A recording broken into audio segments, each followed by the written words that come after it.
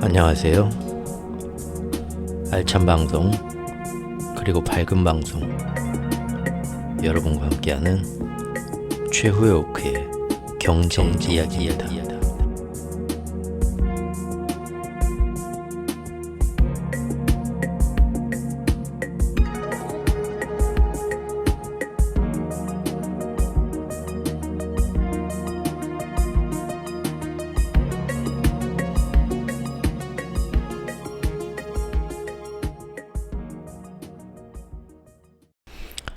안녕하세요. 최오크입니다. 네. 오늘은 저번 시간에 이어서 한국 시리즈 한번 3부작 중에 2부 한번 해보겠습니다. 저번 시장에는 사실 지금 요즘 그 하반기 반등설이 나오면서 주식시장도 역시나 계속적으로 상승하고 환율도 떨어지고 하니까 지금 다들 주식 살 때다. 그리고 실제로 글로벌 그 외환 자금들은 지금 내년 상반기까지는 일단은 안심하고 달러 약세가 진행될 것으로 보고 역대 최대로 지금 달러 약세에 베팅이 돼 있다고 하는 기사를 오늘 또 한 번 더 봤네요. 예. 글쎄요. 상반기에 지금 제가 볼 때는 거시경제의 흐름은 오히려 더 안 좋게 흘러가고 있는데 각 나라별 지역 경제권별 증시는 유럽 시장 역시 그랬고 상반기에 한번 정부 정고점 뚫은 적이 있었고 일본 시장도 그러고요. 사실 일본도 이제 이번 주가 지금 많은 경제 이벤트들이 있죠. 미국과 유럽과 영국과 일본이 전부 다 이번 주에 금리 인상 결정을 하게 되죠. 거기에다가 이제 빅테크들 마이크로소프트나 알파벳 같은 데가 또 실적 발표도 있고요. 몇 개가 있는데 사실 지금 그런 주식시장하고 실물 경제하고는 너무나 지금 서로 반대로 가는 다이버전스 현상이 지금 상반기에 계속 일어났는데 이 다이버전스 현상이 언젠간 두 개가 한 군데서 만나겠죠. 근데 이제 지금 저는 이제 개인적으로 실물 경제 시장을 따라갈 거라고 보는데 주식시장이 저의 안 좋은 그 좀 비관적인 전망을 그건 이제 오직 저의 개인 의견일 뿐이고 사실상 지금 시장에 전문가라는 분들은 굉장히 많은 분들이 오히려 시장이 경기 침체 없이 반등하고 우리나라 경제도 하반기에 반등하면서 주식시장을 실물시장에 따라서 같이 올라오게 되는 그런 결과들을 보고 있다는 것은 일단 여러분들이 인지는 하고 계셔야 될 것 같습니다. 제 의견은 항상 소수의 마이너 의견으로 참고를 해주시고요. 네. 저번 시간에 그 한국 시리즈 1편에서는 그래서 결국은 뭡니까? 반도체 분야가 드디어 바닥이 나오고 요거는 이제 전 세계적으로 하는 얘기죠. 업황이 이제 불황 탈출 끝이고 재고 소진과 함께 턴 어라운드 할 거고 그러면서 자동차 수출도 상반기에 우리 넉 달 동안 효자 종목이었는데 하반기에도 계속 호조로 이어갈 거다.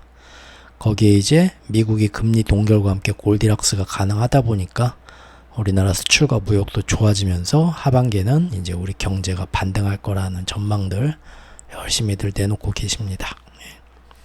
2부에서는 그런데 지금 가만히 보면 제 생각에는 이렇게 오히려 반대로 더 걱정하고 우려하는 시선을 저만 그러는 게 아니라 이창용 한국은행 총재도 은근히 자꾸 그런다는 거를 한국이 4번 연속으로 지금 금리 동결을 얼마 전에 했지만 금리 동결을 하고 나서 그 언론과의 인터뷰 기자회견에서 이창용 총재가 자꾸 그런 뉘앙스의 말을 하는 걸 제가 언제부턴가 느꼈습니다. 그래서 이 사람도 뭔가 좀 다르게 보는구나 했는데 그래서 이제 한국 시리즈를 완성을 하려고 했는데 최근 한 3일에서 5일 사이 일주일 사이에 이창용 총재와 한국은행의 어떤 그 각종 보고서들에서 아주 대놓고 이 사람이 웬만하면 그 자신의 위치에서 그러기가 힘든데 대놓고 뜯어 말리고 사실 점잖게 얘기하고 애둘러서 표현을 하니까 경제를 잘 모르는 일반인들은 그냥 그런갑다 하는데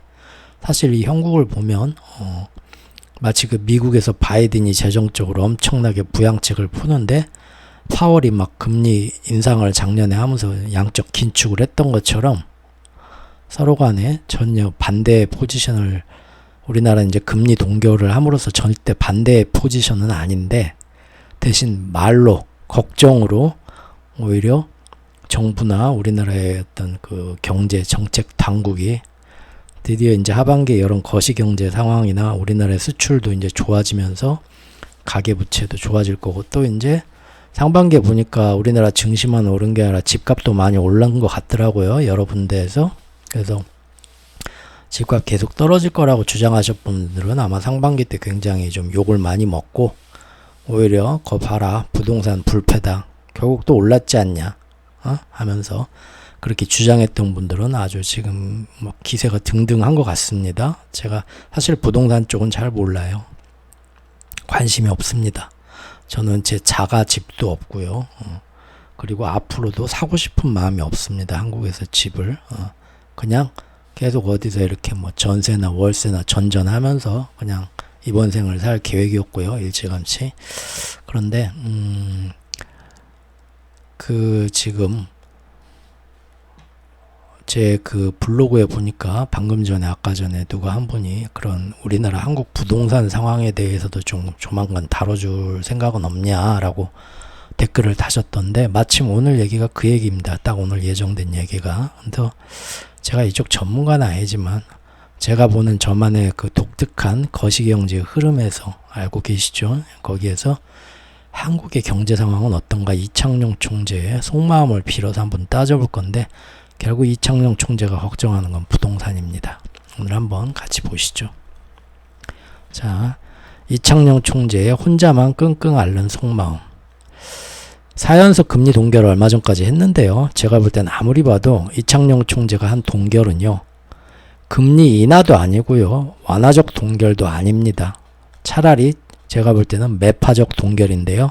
왜냐하면 그 사람이 하는 인터뷰에서 그거를 본인 스스로도 무척이나 강조를 하더라고요. 예를 들면 뭐 물가가 조금 뭐 잡히면서 뭔가 변하는 게 있지만 절대 오해들 하지 마라. 우리 한국은행은 상당 기간 금리를 안 내릴 거다. 여기서 동결을 한다 해도 금리 인하 기대하지 마라. 오히려 필요하면 또 올릴 수도 있다. 마치 미국 연준의 파월이 하는 말 같죠? 그런 똑같은 얘기 했습니다. 이창용 총재도 얼마 전에. 그런데 웃긴 게 파월이 아무리 그렇게 얘기해도 미국 시장에서는 뭔 헛소리야. 너 어차피 조금 지나면 금리 인하 하게 돼 있어. 아무도 안 믿죠? 걔가 짓냐 하고 상대를 안 했는데, 우리나라도 상반기에 이제 주식시장도 좀 오르고 반등하고 부동산 시장도 바닥에서 반등하는 것 같으니까 많은 경제 전문가들 혹은 또 어떤 뭐 장사꾼들인지 모르겠지만 나와가지고 똑같이 이창용 총재가 이렇게 얘기하는데 그때도 다 무시했습니다. 똑같죠. 어떻게 세상 일들이 다 나라는 다 다른데 흘러가는 일들은 다 비슷해요. 즉 이런 이창용 총재의 매파적인 기자회견과는 상관없이 별개로 시장에서는 오히려 이창용 총재가 우리나라도 하반기에 금리 인하로 돌아설 거다 그런 말들을 하더라고요. 자, 시장 기대와는 전혀 다른 이창용 총재의 강경 발언, 이런 엇박자, 이건 도대체 왜 이럴까요? 자, 요게 지금 언제적 뉴스냐면요, 열흘 전 뉴스네요. 8일 전, 열흘 전 뉴스인데 매파적 기자회견을 지금 한 겁니다. 이창용 총재가.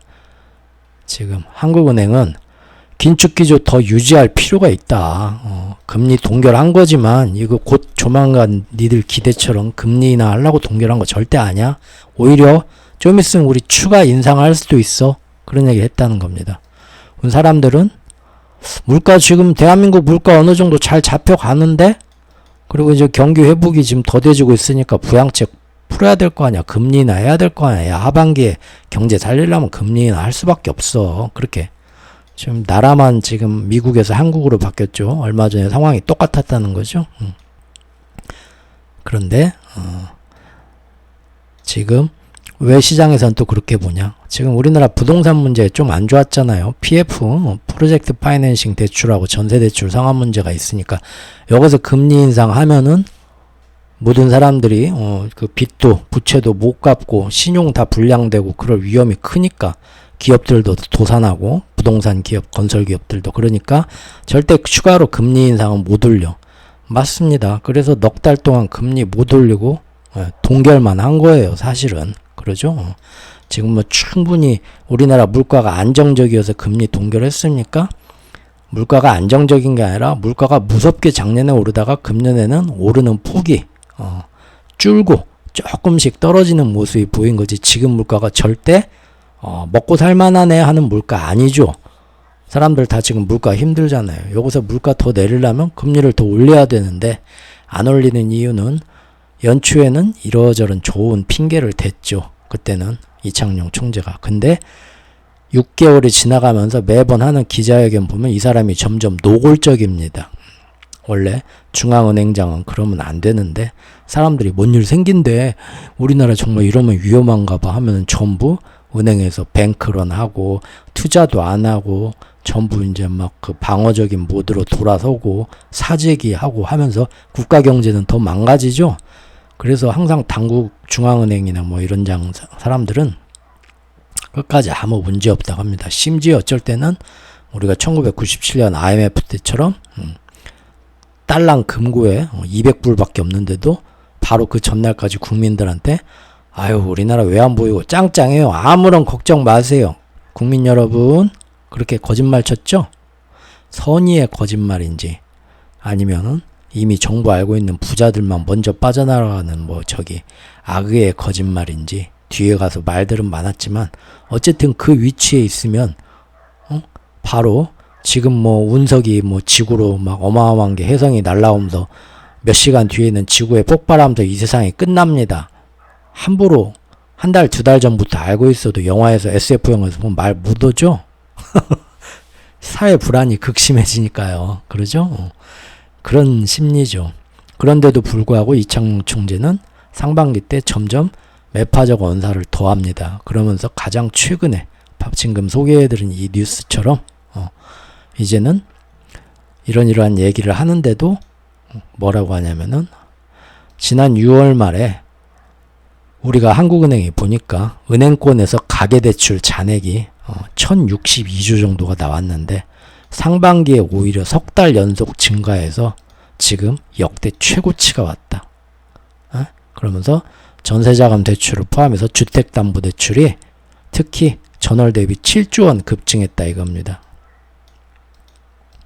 이것은 왜냐하면 금년 초에 잇따라 부동산 완화 정책을 당국이 내놨죠. 그것이 당장 부채가 터지는 가계부채가 터지면서 연쇄 도산이 일어나는 부동산을 폭탄을 맞고 연착륙을 하게 도움을 주긴 했지만 그것이 가계부채를 역대로 늘렸다는 거예요. 왜 역대로 이렇게 늘렸냐면은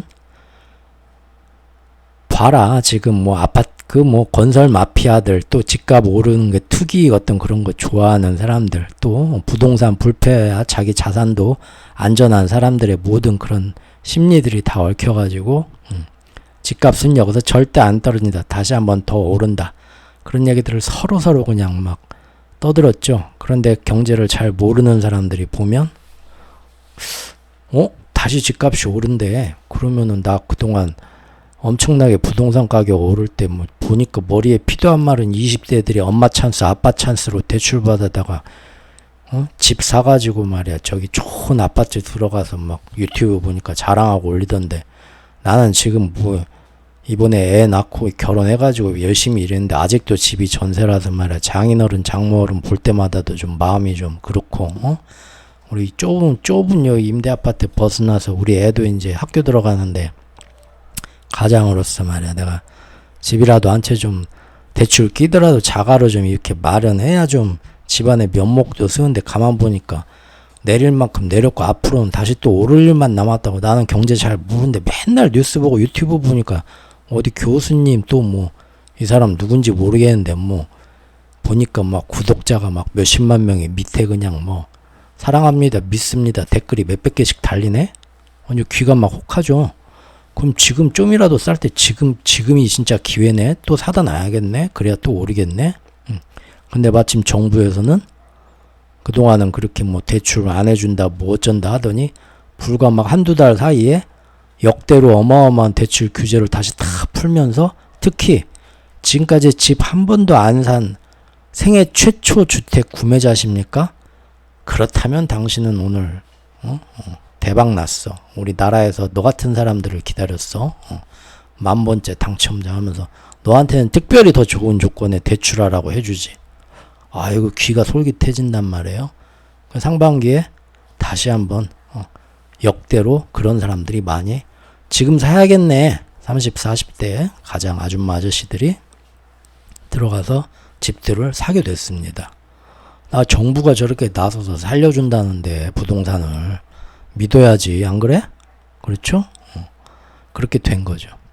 그런데 이창용 총재는 그게 마음에 안 들었나 봅니다. 갈수록 매파적인 언사를 하는데 가장 최근에 금리 동결에서는 대놓고 부동산 이것 때문이라고 딱 집어요. 지금 상반기에 역대로 당국에서 부동산 규제 완화하면서 다시 가계대출 잔액이 역대로 높아졌어. 그런데 자기가 볼 때 이게 지금 당장 부동산 부채 폭탄이 터지는 거를 일시적으로 막았는지 모르지만 이걸로 인해서 우리나라 가계부채 잔액이 다시 조금 줄어들려다 늘어나기 시작해서 역대 최고로 늘어났다? 자기가 볼 때 이거는 그냥 두고 볼 일이 아니다. 절대 그래서는 안 되는 일이다. 그리고 행여나 하반기에도 나도 그럼 대출 받아 집 사볼까 하는 사람 있으면 꿈도 꾸지 마라. 나 하반기에 나 지금 금리 나 마음에 안 들면 나 그냥 다 올려버릴 거야. 막 그런 식으로 지금 약간 반협박성으로 지금 말을 하는 겁니다. 이 사람이. 왜 이런 말을 할까요? 정말로 이대로 집값이 계속 오르고 집을 사겠다는 사람이 계속 더 수요자가 나타나서 주식시장에서 이 주식을 사겠다는 사람이 계속 매수세가 올라와서 주식 가격이 계속 오르면 상관이 없습니다. 그렇게 될지도 모르잖아요. 그런데 이미 한국은행에서 제일 똑똑한 사람들이 우리나라의 모든 통계, 건설사한테 돈 받고 광고 실어주는 매일경제나 SBS나 그런 데서 아니면은 그걸로 이제 돈 벌어먹고 사는 유튜버들이나 그런 거 상관없이, 그런 이권에 상관없이, 건설 마피아와 관련 없이 순수하게 사심 없이 통계를 내는 이 한국은행이 관련 이런 통계들을 보니까 자기가 볼 때 이대로 부동산이 계속 집값이 오르면서 부동산 경기가 반등하면 빚 얻어서 집 산 사람들도 그 부채가 크게 문제는 되지 않겠죠. 근데 상반기에 쭉 보니까 주식시장은 올라가고 부동산 가격도 올라가지만 시장에서는 실물 경제의 흐름은 자기들이 지표를 보니까 지난 4월 말 기준으로 이미 국내 은행의 원화 대출 연체율이 0.37%로 팬데믹 일어난 이후 2년 8개월 만에 이미 가장 높은 수준으로 부실 우려가 커지고 있더라. 4월 말 기준인데 지금은요 5월 기준 그런 것까지 다 지금 추가가 됐는데 무슨 얘기냐? 부동산 가격은 오르는데요. 대출 연체 이자율은 계속 우리나라 큰 거시경제의 흐름, 수출 무역의 흐름, 저번 시간에 살펴본 거죠. 돈을 못 벌어서 빚을 못 갚는다는 사람이 역대로 지금 계속 상반기에 늘어나고 있다는 겁니다. 우리나라 전체 경제가 그런 모습으로 가면 돈이 정말 그런 경제가 어려워지고 그런 일반적인 사회현상하고 달리 돈이 남아도는 사람들 있겠죠? 아무리 지금 경제가 어렵다 해도 지금 신상 명품 나오면 줄 서가지고 가서 사는 사람들, 슈퍼카 역대로 최고로 많이 지금 주문해서 사는 사람들, 그런 사람들 전혀 이런 거에 영향을 안 받는 사람들이죠? 바로 지금 이 방송을 들으시는 여러분들하고 그런 사람들이죠. 우리는 그런 거 상관 안 하잖아요. 고작 해야 지금 저까지 합쳐서 지금 구독자 수 보니까 한 630명 됐네요. 하지만 나머지 몇 천만 명의 국민들은 대부분 뭡니까? 어떤 직종에 종사하든 근로자든 아니면은 개인 사업자든 자영업자든 간에 지금 도저히 우리나라 사람은요 전 세계의 사람들에 비해서 빚 갚는 거 하나는 대단한 나라인 거 아십니까 혹시? 우리나라 가계대출 이런 거는요, 우리나라 사람들이 굉장히 그 외국 사람들이 감탄할 정도로 어떤 국민성이 정직하잖아요. 그죠? 해외 뭐 유튜버들이 와서 막 저기 괜히 종로나 명동에 저기 지갑 던져놓고 숨어가지고 이거 누가 가져갔나 보자. 카페에다가 이제 핸드폰 놓고 노트북 틀어놓고 화장실 가서 한국은 이래도 안 집어간대. 우리 집 앞에 있었으면 내가 당장 집어갔는데.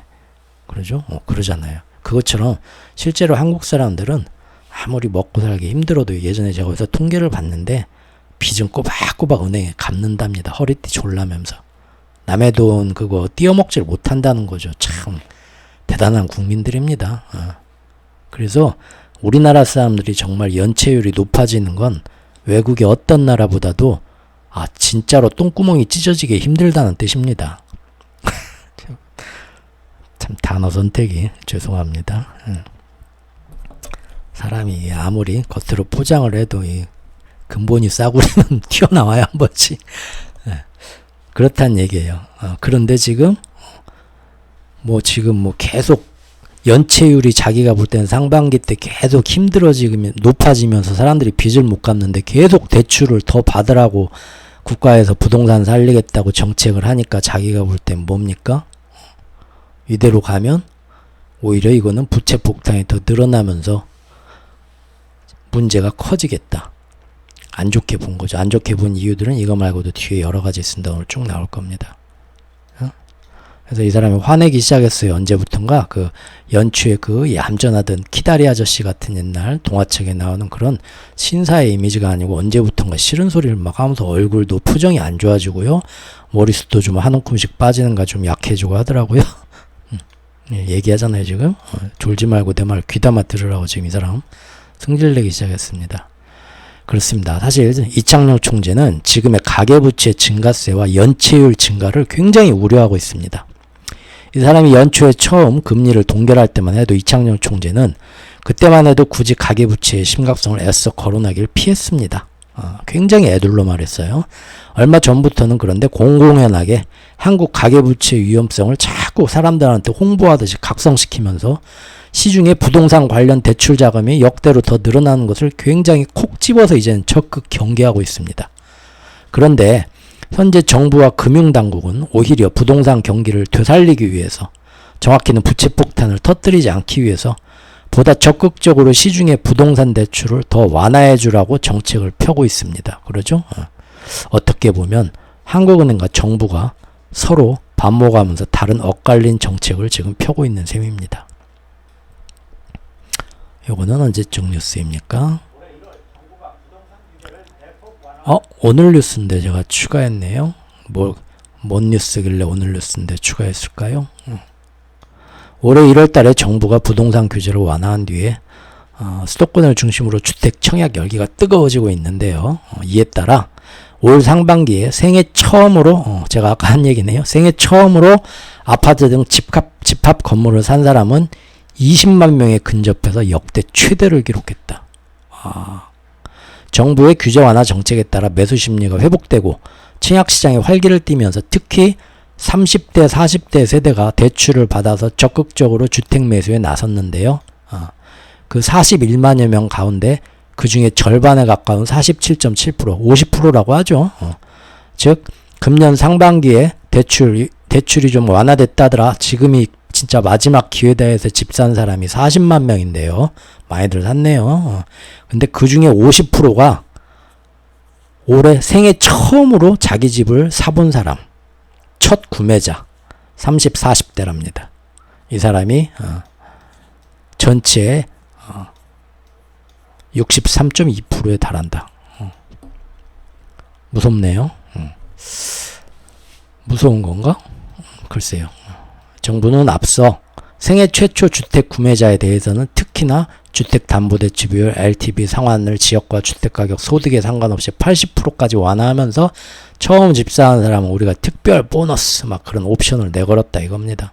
대출 한도도 4억 원에서 6억 원으로 확대시켜주고 12억 원 이하 주택을 매수하면 생애 첫 주택 구매자십니까? 그럼 너 한 달에 얼마 버나 묻지도 따지지도 않고 200만 원 한도로 취득세도 면제. 막 대단한 혜택들을 줬다는 겁니다. 이렇게 막 집을 대출받아 사라고 유도를 하고 정부도 그러고 그 건설 마피아 지금 이대로 안 되면은 그동안 저기 어마어마하게 돈을 뭐 말도 안 되게 막 철근도 적게 놓고 하면서 돈 벌었던 그 건설사들도 이제는 지들 저기 시장이 항상 좋을 수는 없는 거고, 심지어 삼성전자도 시장이 좋을 땐 반도체 잘 나가지만 국제적인 시장 상태가 안 좋으면 이렇게 엄청나게 적자를 보는 게 당연한 시장의 이치인데, 우리나라 건설 부동산 업계는 절대 손해를 안 보려고 하죠. 왜죠? 항상 볼모가 있습니다. 인질이. 국민들 가계부채예요. 자기들이 쓰러지면 국민들 가계부채가 부도가 나면서 같이 쓰러진다. 그러니까 나는 절대 꼴 보기 싫어도 나부터 살려라. 인질을 잡고, 인질극이죠. 항상 그런 논리예요.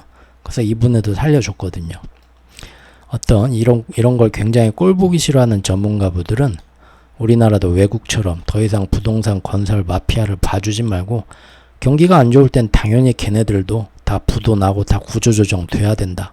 왜 그렇게 못하냐라고 아주 따끔한 소리를 하시는 분들도 아주 간혹 계시죠. 아주 간혹. 대부분은 전부 그 건설 마피아와 연관돼서 돈을 받으시는 분들이라서 절대 그런 얘기는 안 하죠. 예. 그래서 우리나라 아파트 실거래가 지수가 5개월 연속 올랐고요. 상반기에 아파트 거래량도 뚜렷한 증가세를 보였습니다. 그러니까 먹고 살기 바쁜데 집을 사야 되나 말아야 되나 하고 이제 이거저거 언론을 슬쩍슬쩍 구다보던 분들은 아 그래 내가 여기저기 좀 유명하다는 사람들 얘기 들어보니까 지금이 기회네. 이번엔 사야겠네. 마침 재작년 뭐 그때는 꼭지어가지고 뭐 영끌족들 뭐 작년부터 뭐 힘들다 어쩔다 하더니 지금 사면 그때보다 훨씬 싼 가격이니까 괜찮네 하고들 사셨겠죠. 예. 그래서 이렇게 새로운 생애 최초 주택 구입자들이 어마어마하게 상반기에 뛰어들었다는 겁니다. 자, 이게 가만 보면 주식시장으로 보면 뭡니까? 손바뀜이죠. 주식시장에서 쫙 정고점 최고점까지 올랐다가 이게 아닌가비 하고 그게 확 떨어지죠. 떨어지는데 먼저 맨 처음에 그게 오르기 전에 이미 이 시장을 크게 보고 뭔가 밑에 흐름을 아는 사람들, 뭐 연예인 중에서 뭐 그런 뭐 유명한 그 경제 자문료를 어마어마하게 내면서 아니면은 큰 어떤 기업의 CEO들이 투자회사나 그런 데다가 어마어마한 그 자문료를 경제 자문료를 내면서 경제적인 컨설팅을 받는 데서 이 지금쯤은 제가 볼 때는 이거 오래 못 갑니다. 저기 너무 꼭지에서 발라먹으려고 하지 말고 지금 파는 게 낫겠습니다. 그런 조언을 받고 연예인들은 팬데믹 터지기 한 1년 전, 2년 전 그때쯤 집값이 상투치기 1년, 2년 전쯤에 많이들 판 사람들이 그때 뉴스에 많이 나왔었죠. 예. 그리고 외국에서도 그때 팬데믹 터지기 전에 한 그 전해 2019년 말부터 역대로 자기가 들고 있는 주식을 매도를 엄청나게 쳤었죠. 뭐 어떻게 될지는 모르지만 어떤 조언을 받았겠죠. 그러고 나면은 최고 상투를 치고 주가가 떨어지죠. 쭉 떨어지면서 패닉에 빠지는데 그러다가 항상 한 번쯤은 반등하죠. 그래서 거의 정고점 가까이 가죠. 반등하는 거는 앞으로 뭐 좋아질 거다 뭐 하면은 그때는 그 전까지는 너무 무서워가지고 주식을 사면 좋다는데 지금 저 주식이 하늘로 푼 줄 모르고 올라가. 나 지금 간이 작아가지고 나 이런 거 투자해본 적이 없는 사람인데 너무 무서워. 지금 갔다가 내일 당장 주식 떨어지면 어떡하자고 못 들어갔던 사람들 있죠. 손가락 빨면서. 근데 자기 친구 누구는 용감하게 몇 달 전에 들어갔더니 지금 날마다 그냥 전화 오죠. 야, 술 한잔 내가 사줄게. 뭐 장어 먹을래? 부럽죠. 너무.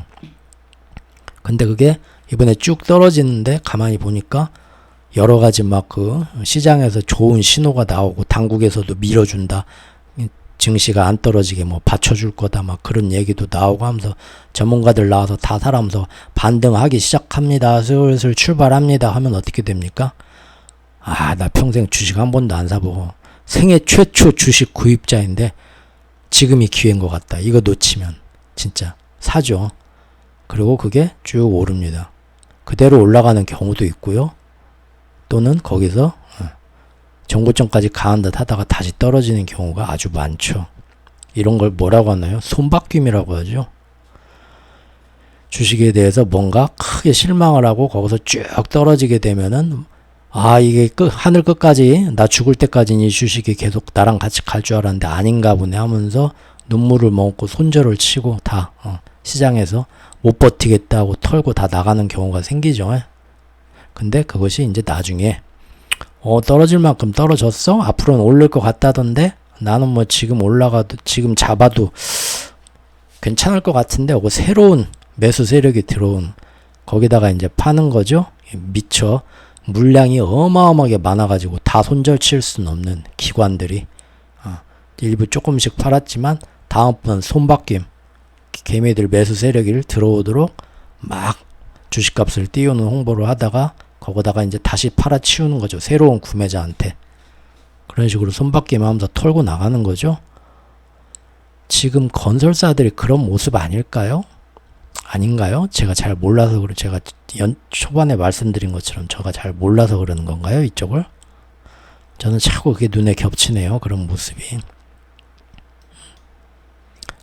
자, 그 얘기입니다. 지금 현재 아파트 거래량이 5개월 연속 오르고 있고요. 올해 초 쌓였던 급매물도 속속 소진되면서 서울의 일부 고가 아파트를 중심으로는 신고가 경신까지 잇따르고 있습니다. 아유, 주식시장하고 똑같네. 빅테크, 일부 빅테크들 신고가 경신했잖아요. 거의 뭐 지금 주식이나 어디 뭐 세계가 다 한마음이네. 그렇죠? 예. 상반기에 정부가 특히 생애 최초 주택 구입자에 대해 여러 조건을 완화해 주었고요.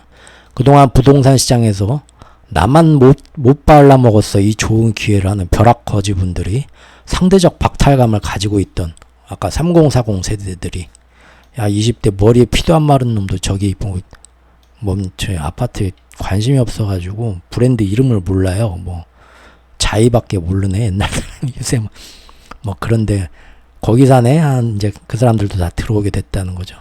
연초에 정부가 대출기를 터주고 그리고 지금은 또 뭡니까? 하반기에 미국이 아니 그 연초에 정부가 대출기를 터줄 때 마침 2월달 초반에 미국에서도 골디락스 얘기가 나오면서 미국도 더 이상 금리 인상 안 한다. 할 필요가 없다. 3월, 4월에 계속 3월이 마지막 금리 인상이고 이제 금리 인하를 할 거다. 조만간. 그 얘기 나왔죠? 그러니까 그때도 그 얘기가 우리나라에 나오면서 다들 전 세계 금리는 이제 인하될 거야. 대출 금리는 떨어지는 일만 남았어. 희망론이 퍼졌겠죠. 근데 마침 딱 맞춰서 상반기에 우리나라 한국은행까지 미국은 올리지만 우리는 안 올릴 거야. 괜찮아 하면서 금리 동결하고 나오니까 정말 여러 부동산 관련 소식통들이 사방에 나와가지고 일제히 나와서 지금이 진짜 마지막 저가 매수 기회다. 집 못 사는 사람들 이번에 못 사면 니들은 지구 멸망하기 전까지 못 사겠다. 그렇게 얘기를 하니까 결국 앞으로의 집값 반등은 언제까지 이어질지 모르겠지만 어쨌든 또 한번 지금 집값의 투기 세력들은 다시 한번 아까 제가 주식으로 설명드린 것처럼 다시 한번 고점에서 팔아넘길 두 번째 기회를 맞았고요. 물량 다 밀어내야죠. 못 파는 거 여기서. 그 몫은 고스란히 이번에는 예전처럼 투기 목적으로 주택을 구입하는 사람들이 아니라 순전히 실수요로 주택을 구입하려는 순진하신 생애 최초 주택 구입자들한테 많이 손바뀜이 일어나서 돌아갔다 이 얘기입니다. 이 뉴스는 언제적 뉴스야? 열흘 전 뉴스인데요. 뭡니까? 이렇게 주식시장은 주식시장이랍니다. 부동산 시장은 가계대출이 엄청나게 늘었지만 대신 집값이 계속 반등하고 거래량도 늘고 일부 저기 빅테크 같은 강남에 유명한 서울의 고가 아파트는 다시 신고가 경신했지 않냐. 그들만의 리그죠. 뭘 걱정하냐 하는 거죠. 그런데 이창용 총재는 뭘 걱정했을까요? 아까 말한 연체율을 봤고요. 또 하나는 이런 걸 본 겁니다. 상반기에 종합건설사, 그냥 건설사 아니고 종건사죠. 종합건설사 같은 규모가 큰 애들도 폐업이 248건이다. 특히 이것이 정말로 그래 상반기에 안 좋았지만 상반기에 부동산이 바닥 찍고 반등했잖아. 그러니까 종합건설사도 상반기에 초반에 좀 힘들었을 수도 있지만 점점 지금 경기가 좋아지면서 반등 찍고 이제 다시 건설사도 숨통 튀었던 거 아니야? 라고 생각할 수도 있겠죠. 근데 상반기 1월부터 6월까지 보면은요. 폐업 공고 건수가 제일 많았던 게 바로 6월입니다. 바로 지난 직전달 6월. 지난달 폐업 공고 건수가 53건으로요. 1년 전보다 35건이나 늘었습니다. 계속 상반기 내내 건설사들은 계속 더 많이 폐업, 부도, 따다다닥 났다는 겁니다. 즉 시장의 집값 반등세와 달리 실물 경제의 흐름에서 건설사들의 위험은 바닥 찍고 끝난 게 아니라 지금 계속 더 심하게 진행 중이었다 이 얘기입니다. 이것도 지금 제가 그 미국 경제 설명해 드릴 때도 주식시장에서 맨날 월가 전문가들이 내놓는 거하고 실제 지금 미국의 신용시장에서 역대로 많은 어떤 그 똑같이 폐업하고 부도 나고 사업 접는 거 그런 거 지금 가장 역대로 많이 금융위기 이후로 많이 상반기에 이미 1월부터 6월까지 작년 한 해 내내 우리 사업장 더 이상 못하겠다 하고 사업장 폐업 신고하고 무너졌던 그런 데가 1년 내내 지금 그 진행됐던 양이 금년 상반기에 이미 다 지금 신청 건수가 나왔다. 미국도 설명드렸죠? 우리나라도 지금 그렇다는 겁니다. 즉 정부가 열심히 다시 부동산을 살리려고 각종 규제로 완화하고 관련 대출을 늘려가게 하고는 있었지만 일시적인 특정 지역의 집값 반등세와는 달리 미분양이 돼갖고 건설사가 폐업을 수준이 되는 거는 상반기 내내 점점 더 계속 증가하고 아까 맨 처음에 얘기한 것처럼 연체율도 계속 증가하니까 이분이 지금 이 순환분이 이렇게 화를 내기 시작한 겁니다. 어쩌려고 지금 대출 받는 거야 생각들이 있는 거야 하고 지금 이러는 거죠 이분이. 예. 가만히 보니까 여기도 실물 경제와 거래 시장에서의 다이버전스 전혀 서로 반대를 바라보는 다이버전스 현상이 지금 일어나고 있는 셈입니다. 세계적인 추세네요. 가만 보니까 그러죠. 당장 지난 몇 개월 동안은 부동산 불패를 외치던 사람들의 말이 맞아 들어가는 듯해요. 그러나 한국에서 부동산 시장이 반등할 수 있는 거시적 경제 상황 여건들은 하나도 좋아진 게 없고 오히려 점점 더 악화의 일로를 걷고 있습니다. 부동산 시장이 반등하려면 어떻게 돼야 됩니까? 이 비싼 가격보다 더 많은 돈을 주고 더 비싸더라도 이걸 사겠다는 사람들이 나와야 됩니다. 수요가. 그래야 가격이 올라가는 거예요. 주식이나 부동산이나. 그러죠? 그런데 지금 부동산 같은 걸 사려면은 사람들이 그만큼 돈을 많이 벌어야죠. 내수 소비가, 내수 경제가 살아나고 있어야 됩니다. 중국하고 비슷한 얘기네요. 그 다음에 외국에서 수출이 잘 되면서 돈을 많이 벌어와야 됩니다. 중국이 그렇게 될 거다. 리오프닝 이후에 해서 먼저 우리나라보다 부동산 완화 정책을 먼저 내놨고요. 먼저 부동산이 바닥 찍고 반등하기 시작했었습니다. 상반기에. 그렇죠? 근데 지금 요새 어떻습니까? 최근 1개월 사이에 와서 다시 반짝했던 것은 모든 뭡니까? 그 제조업이나 서비스업부터 해갖고 심지어 불과 몇 달 전에는 관광 수입이 어마어마해갖고 막 저기 뭐 이제 뭐 보복 소비 일어났다 두고 봐라 했는데 불과 한두 달 사이 요새 다 꺼지고 부동산 경기도 중국은 우리보다 더 많이 부동산을 부양시키기 위해서 어마어마한 재정 정책을 더 많이 내놨는데도 지금 안 좋아지고 있습니다. 다시 부동산의 기세가 꺾였어요. 오히려 더 지금 큰 문제들이 요새 와서 최근 한 일주일에서 열흘 사이에 지금 다 막 난리가 나고 있는데요. 우리나라는 지금 괜찮죠?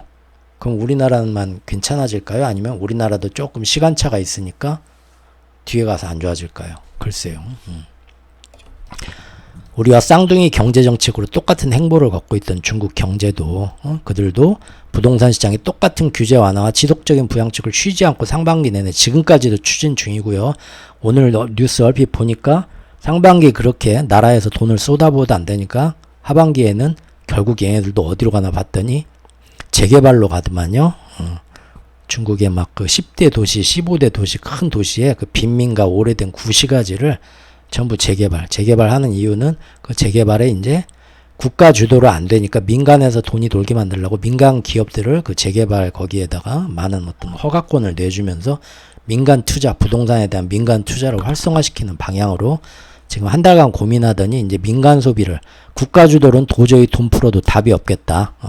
민간에서 많은 소비를 하고 민간에서 많은 투자를 하도록 유도해보자 하고 지금 정책을 며칠 사이에 지금 내놓는 것 같습니다. 중국에서. 어쨌든 중국은 그렇음에도 부동산 시장 다시 가라앉고 있고요.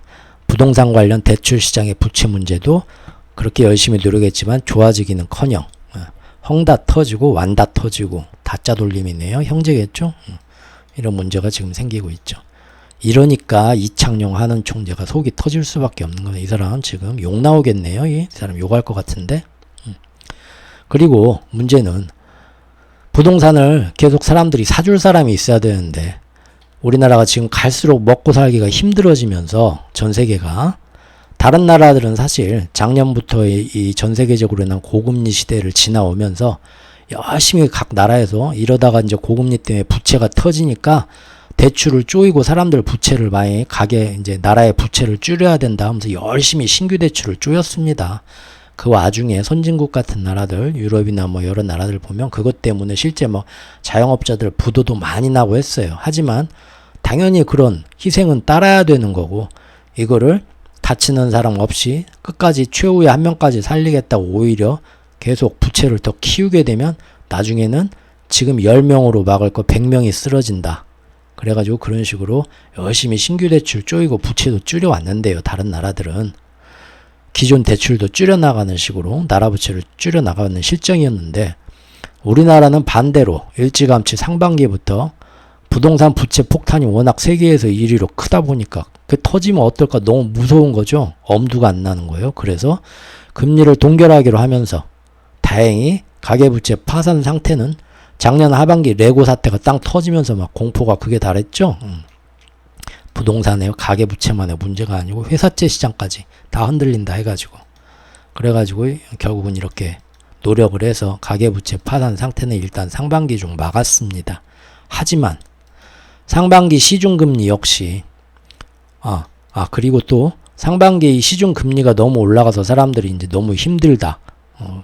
가계 부동산 부채 값도 이자 갚기도 벅차다. 그런 얘기 나오니까 정부가 은행권 다 모여가지고 은행권 때려잡기 하면서 니네 다 세무조사 들어가고 난리를 놀 거야 막 겁주면서 저기 사람들이 힘들어하니까 대출 이자 좀 낮춰 하고 지금 막 엄포를 놨었죠. 그래서 그때부터 다시 은행 이자가 작년 말에는 막 신용대출 같은 경우는 거의 뭐 8% 가까이 막 올라가고 그랬어서요. 주담보 말고요. 주담대 말고 신용대출 같은 경우 막 8%까지도 올라가고 했었죠. 그런데 상반기에 대출이자를 막 나라에서 그렇게 정책적으로 하고 또 은행권들 데려다가 막 군기 잡고 막 엎드려 뻗쳐 시키고 하니까 다들 내렸습니다. 은행권들이 자체적으로 대출 금리를 정부 눈치 보면서 낮추기 시작한 거죠. 그래가지고 일면 덕분에 고금리에 허덕이던 서민 자영업자나 국민들은 일부 숨통을 틔워줬습니다. 참 어려운 문제예요. 당장 눈앞에 보이는 힘든 사람들을 구해줄 것이냐 아니면 전체를 보고 지금 작은 희생으로 큰 희생을 막을 것이냐 그런 결정 참 정책 결정권자들한테는 너무 어렵죠. 특히나 어떤 지지율이나 선거에 목을 매야 되는 현대 민주주의 사회에서는 굉장히 그래서 포퓰리즘 정책이 나오는 거죠. 어쩔 수 참 없는 것 같아요. 그래서 일면 이제 고금리에 허덕이던 서민 자영업자나 국민들 숨통을 틔워준 것처럼 보이지만 사실은 아까 제가 주식에서 이렇게 손바뀜에서 큰 기관들이 털은 것처럼 사실은요 까다로운 그 대출 조건 등 상반기 뉴스들 보셨으면 알 겁니다. 뭐 이런 걸로 대출 갈아타기 해서 엄청나게 또 싼 이자로 해줄 수 있다. 국가에서 뭐 내놨다 해가지고 그 다음날 다 은행 달려가 봤더니 뭔 놈의 그렇게 따지는 조건들이 까다로운가 몸에 점이 몇 개 있습니까? 입술에 뭐 필러 넣으셨어요? 물어보고 당신은 안 되겠네. 예를 들자면 그런 식으로 정부에서 뭐 해가지고 싼 이자로 갈아탈 수 있는 뭔가 해준다고 해서 왔더니 뭘 그렇게 따지는 게 많은 거야. 나는 사투리 쓴다고 집에 가라고 하더라고 할 정도로 너무 저기 실생활하고 동떨어진 그런 게 많다고 욕을 많이 먹었었죠. 그래서 사실은 더 많은 혜택을 본 건 우리 같은 일부 자영업자나 이런 서민들, 국민들이 아니라 아까 손바뀜한 것처럼 건설사들 당장 무너질 수 있었던 건설사들이 가장 많은 혜택을 받고요. 또 부동산 관련해서 아주 큰 고액으로 아주 비싼 부동산들 여러 채 갖고 있던 사람들 건실한 사업자도 있겠지만 사실은 투기 세력이 더 많죠. 그런 고액 대출자들이 사실은 크게 제일 많이 혜택을 본 게 사실입니다. 상반기 때 정부의 의도는 그게 아니었더라도 결국은 그렇게 돼버렸어요. 그래서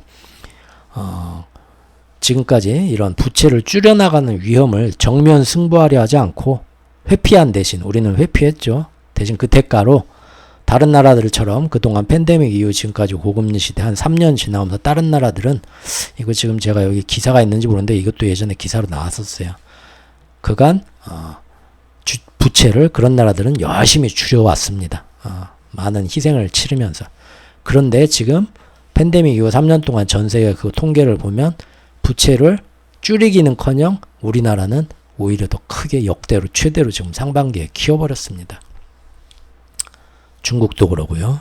중국하고 참 어쩔 수 없는 형제국가인가 봐요. 우리 하는 짓이 서로 밉다 하는데 하는 짓은 똑같아요.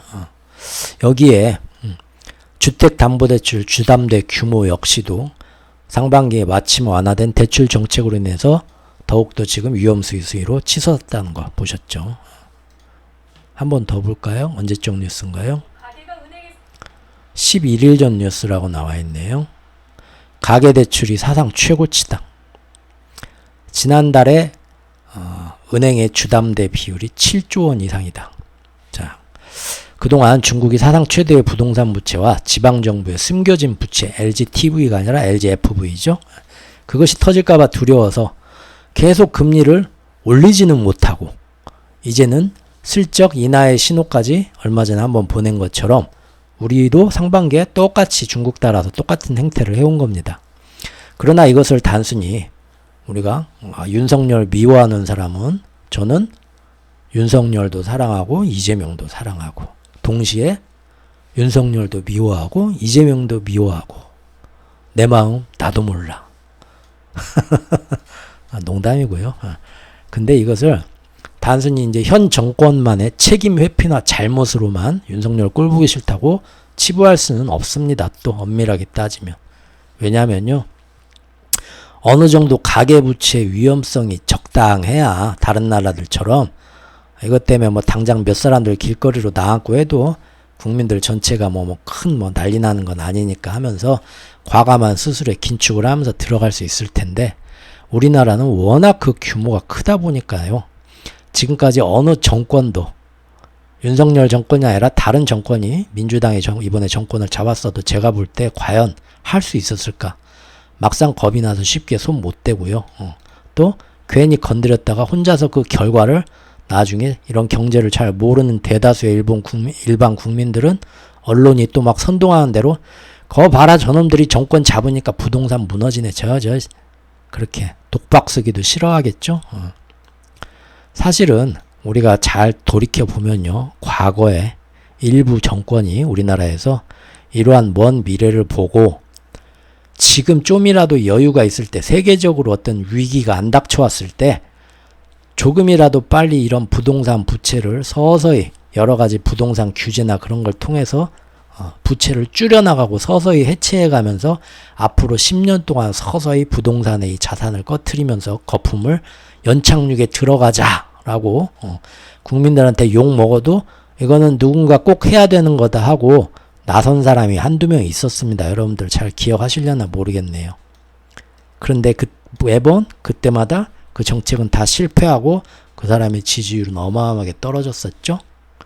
누굽니까 그 사람들? 저는 잘 모르지만 어쨌든 그때 왜 그 사람들 정책이 다 실패했냐, 그때 보면은 이미 부동산 재테크에 중독된 많은 국민들이, 아니 그 옆집의 순이 엄마는 저걸로 저희 무식한 년이 말이야 학교 다닐 때 저희 껌이나 씻고 앞에 극장에서 그 동네 못된 오빠들이랑 고고춤 추면서 공부도 안 하던 저 년이 말이야 지금 나보다 시집 잘 가갖고 사장님이 사모님 된 꼴도 내가 지금 배 아파 죽겠는데, 저 또 부동산 투자 맨 투기해가지고 저렇게 돈을 잘 벌어서 그냥 해외에 애들 다 해외에다 유학 보내고, 내가 우리 아빠랑 나는 말이야 정직하게만 살았는데 정말 속장이 터지죠. 그런데 이제 나도 보니까 최근 십몇 년 동안 대한민국이 어떻게 됐습니까? 지난 최근 십몇 년을 21세기 들어와서 보면 아이들도 전부 다 과학자가 될래요, 기업가가 될래요, 대통령이 될래요, 전부 다 건물주가 될래요 하는 세상이 되어버렸죠.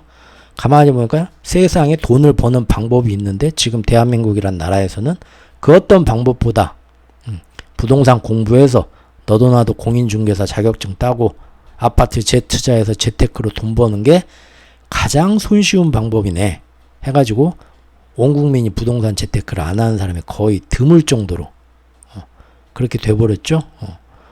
모두가 그런 사람들인데 지금 뭐 집값을 서서히 빼겠다고 연착륙이 어쩌고 뭐 우리 후손들을 위해서 아이들을 위해서 좋아 다 이해하는데 최소한 나도 순이 엄마만큼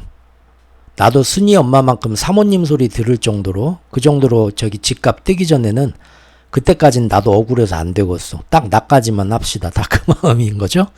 그래서 안 된 거고 또 건설 부동산 마피아들이 다 달라들어가지고 아주 그냥 어마어마하게 그 정치인들 다 공격하고 그러면서 선동하고 결국은 그런 거센 역풍 속에서 그런 사람들이 오히려 정권의 지지력만 잃고 우리나라의 연착륙 시도가 한두 번 있었는데요. 결국은 실패로 끝났고 결국은 팬데믹 터지고 지금은 전 세계가 40년 만에 금리 인하 사이클에서 벗어나서 금리 인상 사이클로 돌아서는 시대가 됐습니다. 그러니까 지금 이 상태에서는 연착륙은 꿈도 못 꾸게 됐죠. 연착륙이 아니라 가만히만 있어도 폭탄이 터지려고 해가지고 계속 폭탄이 터질까봐 돈을 더 처바르다 보니까 금년 상반기 전 세계 가계부채 1위인 우리나라가 그 가계부채가 다시 한번 또 역대 최고치를 경신한 겁니다. 결국 누구의 탓입니까? 지금 정권의 탓도 아니고요. 탐욕을 가지고 미래를 대비한다기보다는 나까지는 이 맛있는 꿀을 발라 먹어야겠다 하고 모두가 폭탄 돌리기에 참가했던 모든 사람의 책임입니다. 예전에 아가사 크리스티 원작의 추리소설 오리엔탈 특급 열차인가 그게 있었어요. 거기 보면은 기차 안에서 한 사람이 이거 어떻게 보면 스포인데 해도 되려나? 우리 때는 아가사 크리스티 뭐 에드거 앨런 포 뭐 이런 추리소설 굉장히 그걸 또 영화로 만든 것도 굉장히 주말의 명화 같은 때 어렸을 때 많이 해줬었는데요. 기차 안에서 죽은 사람은 살인자가 누구냐, 범인이 누구냐, 누구 책임이냐. 결국은 탐정이 찾아내니까 보니까 뭡니까? 기차 안에 있던 사람들이 전부 다 밤새 한 번씩 칼로 찔렀어요. 모두가 범인이죠. 사실은 그 형태인 겁니다. 결국 지금의 아슬아슬한 도박과도 같은 가계부채 위험은 어떤 정치인의 탓이라기보다는 우리 모두의 탓이라고 보여집니다. 국민 모두가 그동안 불로소득과 부동산 탐욕에 대해서 이러다가는 나라가 절단나지 언젠가는 하는 건전한 자정 노력에 귀 기울이기보다는 나까지는 일단 재미 봐야지 하고 모두가 앞다퉈 뛰어든 결과입니다. 당장 나한테 무슨 일이 일어나지 않으면 복잡하게 생각하기 싫어서 애써 외면하는 거죠. 그것이 지금의 세계적 기후 재앙이 온 것도 다 모든 나라 사람들이 모든 나라의 정치인들이 그렇게 행동했기 때문입니다. 이기적으로. 그래서 지금 온 거죠. 결국 이 지구의 기후 재앙도 우리 모두가 책임자입니다. 그러죠? 미국하고 중국 탓만 할 게 아니라 우리나라도 지금 알고 계시죠? CO2 생산해가지고 온실가스 그 책임량이 어마어마한 나라인데 거기에 대해서 어떤 국제사회에 우리가 어떤 경제적으로 거기에 대한 책임을 지는 건 굉장히 또 안 지고 있어요. 우리도 굉장한 이 기후 재앙에 전 세계에서 손가락 안에 꼽히는 그 책임을 지고 있는 그런 나라 중에 하나입니다. 아무튼 정부와 당국은 대한민국 경제를 살리고 부동산 폭탄이 터지는 걸 막기 위해서는 지금 관련 부양책을 실행하고 시중에 관련 자금도 더 풀어서 유동성을 늘려야 한다고 지금도 말하고 있습니다. 그런데 정작 통화정책 담당자인 한국은행 총재께서 지금 폭탄을 막기 위해서 돈을 풀기보다는 여기서 또 긴축은 하지 못하더라도 지금 긴축한다고 하면 당장 문제가 생기니까요. 그런다 하더라도 여기서 절대 금리 인하 할 일은 없고 한동안 더 고금리를 유지하면서 이대로 긴축 기조를 이어가야 할 때이고 그리고 지금 상황이 보니까 연체율이나 종합건설사들 부도율 같은 거 자기가 보고 전반적인 거시적인 경제 상황 한국은행에 그 우리나라 똑똑한 사람들 다 모여서 맨날 그런 얘기 하겠죠? 보니까 지금 당장은 다소의 어쩔 수 없는 경제적 희생이 따르더라도 그것을 최소화하려고 노력은 하겠지만 자기들 한국은행 입장에서 동시에 지금 그걸 살리겠다고 오히려 유동성을 다시 푸는 지금 정책 당국이 하는 과오는 내가 이거 좀 지금 너희들보다는 이 한국은행 총재로서 여러 가지를 보고 있는데 차마 내 손으로 그렇게는 못하겠다. 그런 미련스러운 짓은 하고 주장하고 있는 겁니다. 언제요? 지금 얼마 전에 6월 말에요. 왜 이런 시각 차이가 생길까요? 여기서 알 수 있는 건요. 이창용 총재는 당국의 전망, 우리가 저번 1편에서 봤던 하반기 반등설이랄지 아니면은 이제 혹은 본인 스스로 립서비스 수준으로 언론 앞에서 이렇게 좋게 하는 말과 달리 실제로는 우리나라의 경제 전망을 아주 안 좋게 보고 있다는 걸 우리가 알 수 있습니다. 하반기 반등을 만약에 예상한다면, 그리고 이대로 하반기에 정말로 우리나라가 반도체와 자동차, 쌍두마차가 수출이 다시 어마어마하게 계속 더 잘 살아나면서 우리나라 가계부채도 숨통이 트이게 될 것을 만약에 이창용 총재도 예상했다면 그 역시도 지금이 기회다 하면서 오히려 한국은행 입장에서 금리를 내려주는 완화적인 통화 정책을 내세우면서 그렇게 급하게 피벗을 하면서 지금 부채를 가진 가계와 기업들이 이자 부담에서 벗어나고 하반기에 좀 더 훨훨 날 수 있도록 환경을 조성을 해주려고 할 겁니다.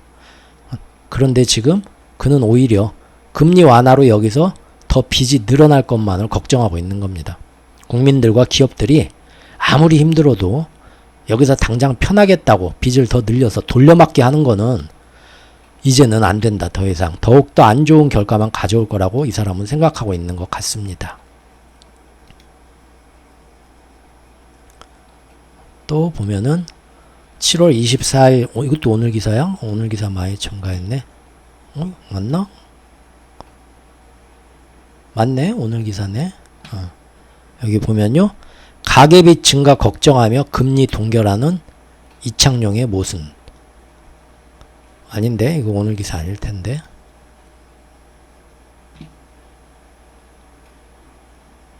네, 아닙니다. 이거는 오늘 기사 아니고요. 7월 14일 기사입니다. 그렇죠? 열흘 전 기사입니다. 예. 열흘 전에 이 양반이 나와서 한 얘기가 결국은 뭡니까? 가계빚이 자기가 볼 때는 계속 느는 게 지금 여기서 원래 이 사람이 가계빚이 계속 느는 걸 걱정하면은 금리를 지금 사람들이 대출을 많이 못 받게 쪼이도록 금리를 올려야겠죠. 근데 왜 못 올립니까? 연체율로 올라가는 상태에서 지금 부채 폭탄 빵 터져갖고 우리나라 거대한 가계부채가 터질까봐 금리를 올리지 못할 겁니다. 그러면은 지금 가계빚도 안 터지게 하려면 금리도 인하하면서 풀어주고 하반기에 이제 우리나라 경제가 드디어 기업들이 살아나려고 하려면 기업들이 고금리로 이자 갚으면서 어떤 투자도 못하게 막지 말고 기업들도 기업 활동을 활발히 더 잘할 수 있도록 뒤에서 지원 사격을 해주기 위해서 금리를 인하를 해주면 좋을 텐데 금리를 인하도 안 합니다. 즉 금리 인상도 안 하고 가계빚 걱정된다면서 그러면서 또 하반기 기업들과 가게들을 위해서 금리 인하도 안 하고 가만히 동결만 하는 겁니다. 굉장히 자기가 하는 말하고 틀리게 하는 말이 아니라 사람들이 생각한 거 틀리게 결국은 이게 뭡니까? 제가 저번 중국 경제 얘기한 것처럼 이러지도 못하고 저러지도 못하는 진퇴양난입니다. 그게 모순점인 거죠. 이 기사가 그거를 은근히 지금 짚어내는 기사더라고요. 그래서 제가 가져온 겁니다. 한번 시간 되는 분들은 한번 읽어보셔도 좋고요. 그리고 그래도 사람들이 그런 얘기 잘 안 하죠. 제가 요새 한국 증시는 잘 모르지만 지나가다가 이렇게 구글 뉴스 같은 거 보면 에코프로? 뭐 500% 뭐 아무도 못 말린다, 슈퍼맨 뭐 날라간다 막 하더라고요. 아파트들도 뭐 아파트 관련 부동산 관련 유튜브는 제가 안 보지만 이렇게 뭐 맨날 그런 얘기 나오겠죠. 비슷하게 여기저기서. 그러면 뭐 당연히 뭐 그런 사람들 모인 카페에서도 그런 얘기들이 주류가 돼 있을 것 같고요. 말을 안 들으니까 그 다음날 이창용 총재가 한 번 더 또 이런 말까지 합니다. 어떤 모임에 가가지고 자기가 볼 때 웬만하면 이 사람이 이런 비관적인 얘기를 할 입장이 아닌데 요새 와서 굉장히 이 사람이 말빨이 심해졌다니까요. 보세요. 뭔 얘기를 했냐면 그 다음날 15일날 일본은 미래에 차라리 그나마 부자 노인이라도 되지. 한국은 지금 세대가 전부 돈 없는 거지 노인이 될 가능성이 크다. 똑같은 고령화 사회라고 갇힌 게 아니다. 그런 얘기까지 지금 합니다. 사실 이미 시중에서는 한국은행의 금리 동결과 상관없이 실제 서민들이 피부로 느끼고 있는 실제 시중금리가요, 다시 고개 들고 반등하면서 더 높아지고 있습니다. 왜 그러죠? 얼마 전에 새마을금고가 터지면서 점점 안 좋아지는 부동산 관련 부채 상황을 이제 하나둘 다들 알기 시작했어요. 그리고 일반 시중은행들이 새마을금고 터지고 증권사들도 지금 위험하고 사방이 속이 썩었다, 그런 얘기가 나오니까 대출 관련해서 지금 예전만큼 쉽게 대출 안 해주고 자기들도 방어적으로 나오면서 대출 쪼이고, 그리고 정 대출 받아가겠으면 금리 더 높여서 부르고 한다는 겁니다. 한국은행의 금리가 3.5%라고 지금 뭐 시중은행에 3.5% 받는 거 아니잖아요. 그렇죠? 그래서 시중에서 돈 빌릴 때는 높은 금리가 다시 슬금슬금 올라왔습니다. 여기 보면 기준금리는 3.5%로 반년째 똑같지만 대출금리는 다시 뛰고 있다. 언제적 기사입니까? 기준금리가 4회 연속 동결됐지만 열흘 전 놓습니다. 그러면서 변동금리, 고정금리가 다 뚫어주고 이미 지금 은행권이 새마을금고 문제가 터지면서 은행채들이 부실해지니까 당연히 지금 뭡니까? 은행에서 빌려주는 대출금리도 뛰고 있다. 이렇게 되고 있다는 겁니다. 그래서 한국은행은 최근 이런 가계부채 증가세의 우려를 포함하면서 금리 등을 통해서 좀 강경하게 우리가 대응해야 된다 하면서 매파적인 입장을 내놓는데, 당국 금융감독원이나 이런 데는 오히려 다른 입장이죠. 아니, 돈 풀어서 살려야지 뭔 얘기야. 지금 삐걱대고 있는 겁니다, 서로. 예. 근데 가만히 보면 이런 움직임도 미국에서 사실 지금 연준이 금리를 동결했지만 시중은행에 대해서 자꾸 연착륙 온다 지들은 말하면서, 제가 그때 영상으로 소개드렸죠. 저기 보면은 바로 얼마 전 영상에서 제가 경기 침체 없는 연착륙이 가능하다고 말하면서 사실은 경착륙을 열심히 더 대비하고 있는 연준의 뒷구멍 행동들에 대해서 영상을 만들었었죠. 즉 시중은행에 대해서 대손충당금 예비금 더 높이라고 막 강요하고, 아주 은행들이 여기서 어떻게 더 높여요 할 정도로, 그 다음에 중소지역은행들 예금 확보가 점점 힘들어지면서 사실상 시중에 지금 미국 은행들도 시중에 지금 대출 받기가 가장 까다로워졌다. 지금 최근 6월까지 보니까 금리도 높아졌지만 대출을 안 해주고 다 퇴짜 놓는다는 거예요. 대출 좀 해줘 해도요. 가장 보수적으로 방어적으로 대출을 안 해주면서 시중의 유동성을 쪼이고 있다는 거죠.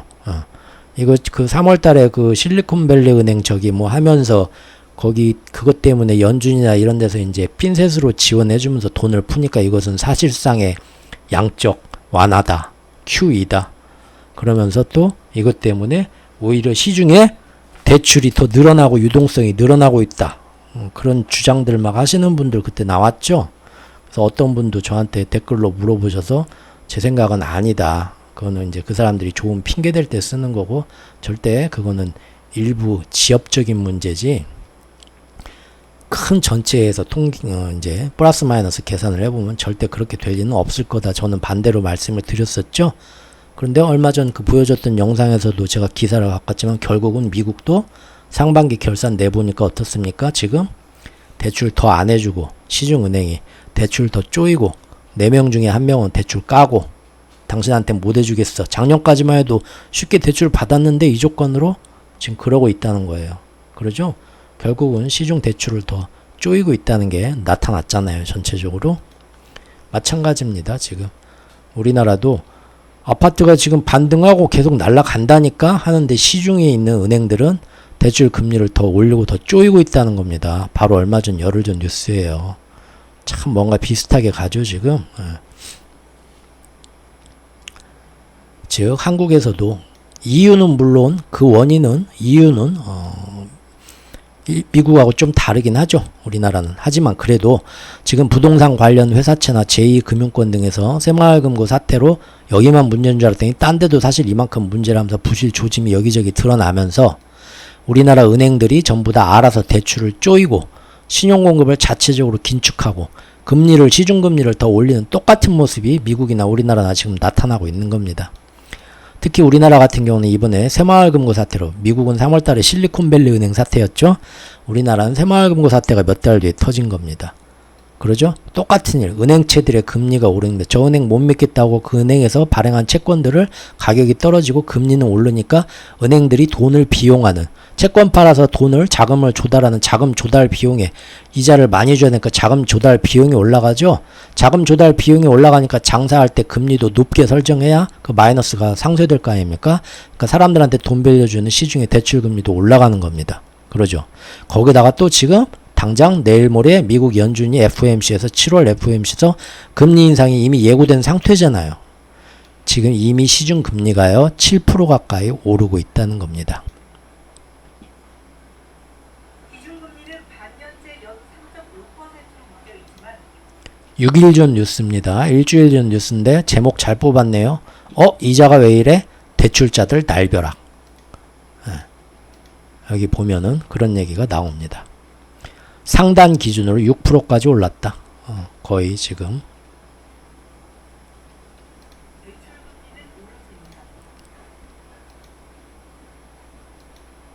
예, 보면 거의 뭐 신한은행 뭐 저기 5.9%까지 오른 데도 있고요. 이러면은 거의 지금 작년 지금 주담대 대출 금리가 이 정도면은 지금 작년 말에 거의 그 수준으로 다시 또 치솟고 있죠. 고정형, 변동형이 저희 변동형 같은 경우는 6% 넘은 데도 있습니다. 그러면은 신용대출 금리는 다시 7% 넘었겠죠. 8% 가까이 가고 있겠죠. 지금 금리 환경은 또 바뀐 거예요. 아파트 가격은 바닥에서 찍고 올라간다 하는데 작년에 이렇게 금리가 이 정도까지 올려면서 아파트 가격이 다시 떨어졌었죠. 지금 금리가 다시 오르고 있는 상황인데 어떻게 될까요? 이제 대출금리가 7%가 코앞이다. 언제쯤 내려오나. 주택담보대출 금리가 시중은행 보니까 지금 제일 비싼 데는 거의 7% 가까이 지금 올라있는 상태다라는 뉴스입니다.